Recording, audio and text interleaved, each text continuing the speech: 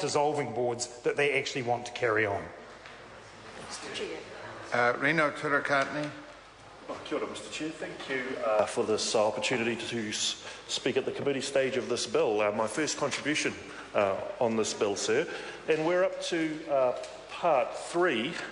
But I was just coming up to speed with the background to this bill, sir, and I was really very surprised at the delay in the passage of this bill. This bill was introduced 3.5 years ago, way before I was honoured to be in this House, sir. So way back in June 2010, 3.5 years ago, the bill was introduced. It was reported back in November 2010, and here we are now, December 2013, and we're still plying our way through the committee stage. So it has taken a very long time, and I think it is definitely a question that we need to pose to the Minister. Why the length of delay? Because this bill has been around a long time, and I'd just like to refer to the briefing to the incoming Minister, dated December 2011. And in that briefing, Creative New Zealand says, sir, Creative New Zealand regards the passage of this bill, as the top priority for 2012. The top priority for 2012.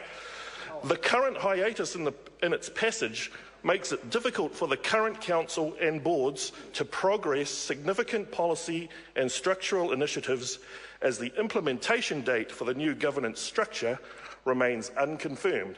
And there we have it there, sir.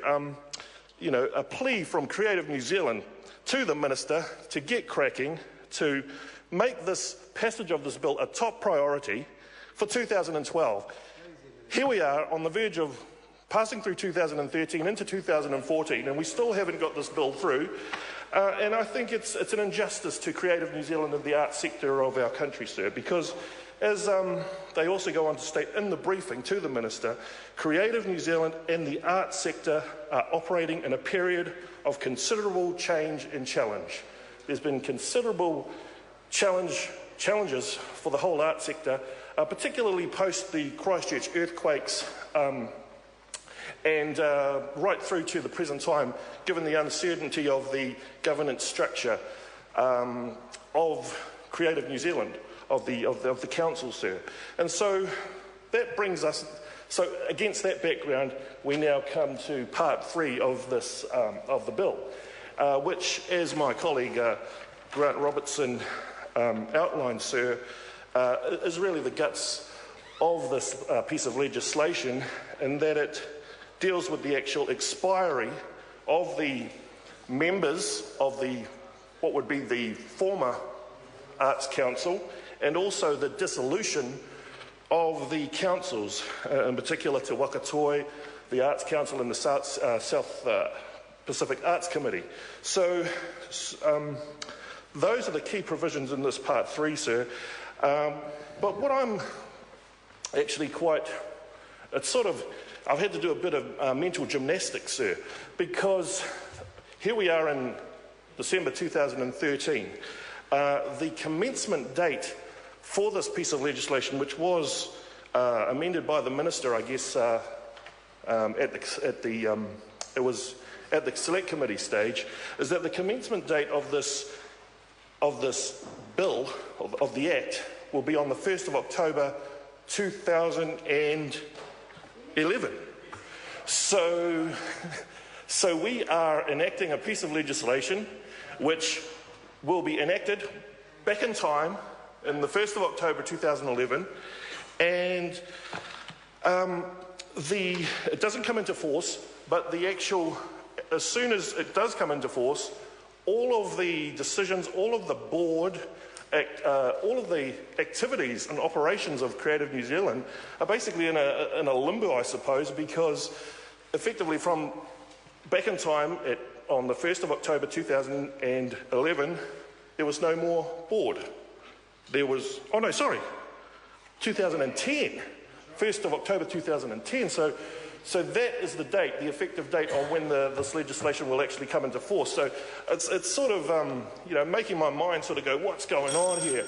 Mr. Chair. We know Turakatni. In terms of just, can you imagine what it's like for those poor people in Creative New Zealand and the arts sector across New Zealand, sir, who've had to operate under such a twilight zone? It is a twilight zone they've been in, sir, for the past 3.5 years, waiting for the passage of this legislation to go through. And I'm really surprised that the Minister has taken, such a long time. Contrast that with the rapid-fire treaty settlement legislation that he's been firing at us left, right and centre through to the Māori Affairs Committee. Tremendous amount of legislation which has been going through at incredibly fast pace. And yet, this most important piece of legislation for our arts community right across New Zealand has been languishing, sir. And so I am very concerned at the length of time and also the impact that it's had on the operations, which is given effect to in Part 3 of this Act, sir. There's a couple of other points I'd like to point out too, sir, and I'm really lamenting. I lament the loss of the beautiful name of Te Waka Toi. Te Waka Toi. And if I talk to my colleague Shane Jones, who is the expert linguist, that is a poetic term. It's a poetic term, the arts waka for Māori. And yet what we're seeing, sir, in Part 3, Clause 19, is that basically those names are off limits, can't be used by anyone or anything. Not only that, sir, Arts Council, Creative New Zealand, that was the trading name for the council. But I do lament the loss of Te Waka Toi because, those are iconic names, iconic terms, poetic terms in the Māori te reo, and now effectively they're off limits, never to be used again unless there's a change to this legislation. And it does seem crazy. I agree with Tracy Martin. It is crazy because I'm looking at the creation of the committee. Now, the Te Waka Toi is now going to be changed to 4 Māori representatives. Oh no, well they don't actually have to be Māori representatives, sir. They could be any person, as long as they have some sort of artistic sort of expertise in the Māori arts and crafts or culture heritage area. It could be any person. And as long as it gets the stamp of approval or it's run by the Minister of Māori Affairs, and that's pretty easy. We know you can put anything past him. And he'll give it the nod, or he wouldn't really care less. But Te Waka Toi, it's an iconic committee. It's made a huge contribution to the Māori arts.